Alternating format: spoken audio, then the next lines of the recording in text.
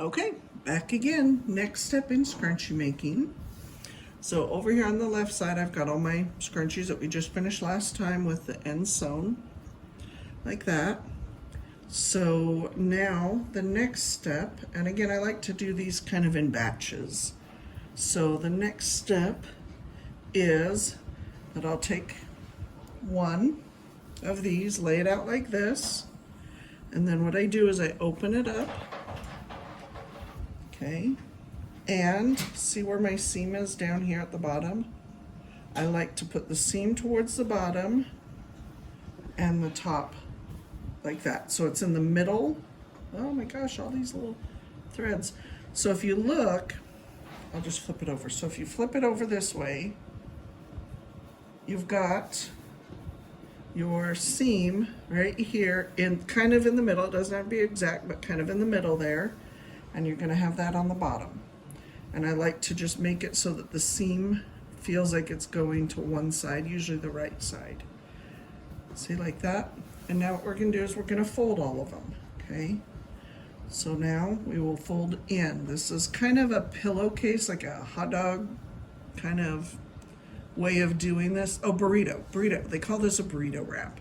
And I do it on my pillowcases too, but I fold in the top little bit, about a third of the way, fold in the bottom about a third of the way, and then I usually fold it again. So you've got this little bit all folded up in here, and then you're gonna take these two bottom ends and put them together, okay? And there's your burrito. So you've got your little carne asada, your little cheese. I like some lettuce and tomatoes because I'm a white girl. And you're going to take these, your seams together, make sure those are together, and you're gonna clip. And this is why I say if you need clips or if you have pins, I like to do a clip on that one, and then I like to do either clips on this side, but usually I'll do pins. Okay, so you see what I did there? So my burrito's still in there, but I've got the ends kind of together, like this middle section, not the ends, this middle section kind of together on the front and the back, okay? So then I put that one aside and I grab the next one. Oh my gosh, these little threads are driving me crazy. Again, I open it up, put the seam down, kind of tip it so it's going to this way, the seam, I can kind of feel it going that way. I fold up, fold down my top, fold up my bottom, do another little fold, put my seams up here together, keep my burrito on the inside, clip, and then pin a little bit up from there, and pin. Okay, and then set that one aside. Get my next one. And you can do more than a yard of these, even if you only have like 1 yard of a fabric, but you have maybe 2, 3, 4 different fabrics, and you got them all cut, and then you chain stitch them all, the ends together, and you have maybe a big stack of these this way. You can do as many as you have clips and pins for, okay? So again, seam on the bottom, I like the seam to go to my right, and I can feel it doing that. And top and bottom, and then an extra fold. Put your seams together, clip, and the reason I like the clip here is because it keeps the seam ends all nice and together the way I want, going the same way, the way I want them to. Pin and pin. See, there's another one. And my next one. Seriously, is this part driving you crazy yet? All these little threads? Okay, let's set it there. Open them up. Feel it's going the right way, it's going to the right. See, and it's a lot easier. If you want, that's another thing too, is after this stage here where we have it like this, if you want, or before we start doing this part of things, You can open this up and iron to one side. You can totally do that if it makes it easier. But like I said before, when fabric hasn't been washed, there's not a lot of wrinkles and threads and stuff, so it's a lot easier to work with. But because this fabric was washed, it's kind of done its own thing. So make sure, and the way I make the seams go to the right easily is I will lift this end up and I push the seam to the right and then lay this end down.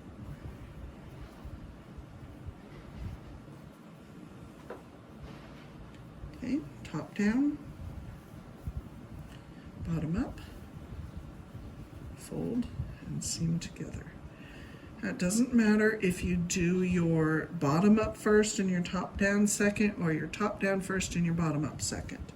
It doesn't matter. The main thing is getting that middle section all folded up nice, neat and tidy, because what we're going to do is we're going to sew along this outside, pull it down, sew some more, pull it down, sew some more.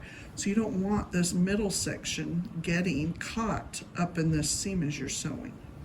It'll make a little more sense, hopefully. This is the hardest, the sewing part, when we start sewing this in the next step, that's the hardest part of this whole thing. I'm going to open our thing up.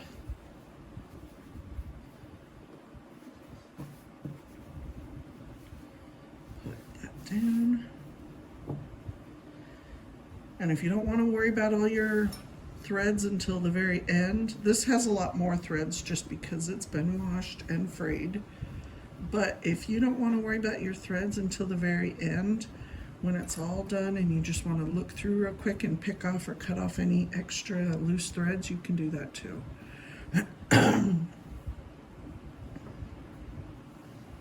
See? There we go. We've got 2 more to do. Oops.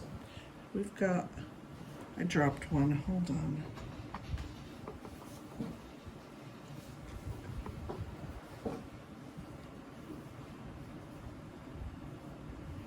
Okay, now I think I gave you a bunch of purple fabrics that she wanted, and I think there was also a teal one.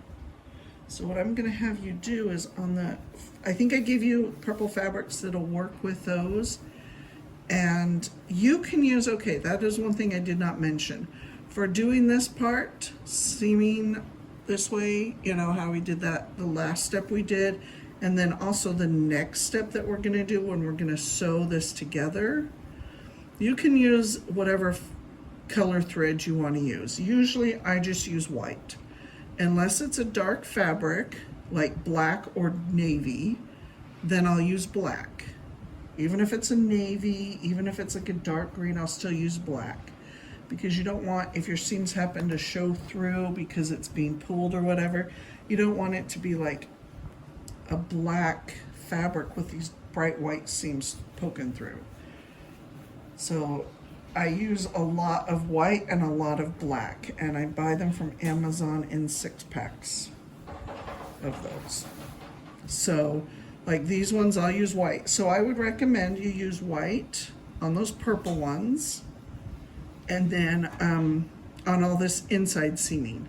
And then there's one last little bit step that we will be needing to use fabric that matches, almost identically matches whatever fabric you're working on, because that'll be how we close it up, and that is a visible seam. So we want to make sure it looks as much as possible. So there's our stack. And now they're ready for the next step. So I will save this and send it to you, and I'll start on the next video. I hope this is doing okay. I'm sorry, this is kind of the best way I figured, is to do it into steps, and then that way you don't have to, if you want to look back at something, you don't have to look back at this 3-hour video trying to find the right thing. This way you can go, oh, I need to remember how to seam the hem, seam the edges. Boom, you know right where it's at. So I will see you in the next video.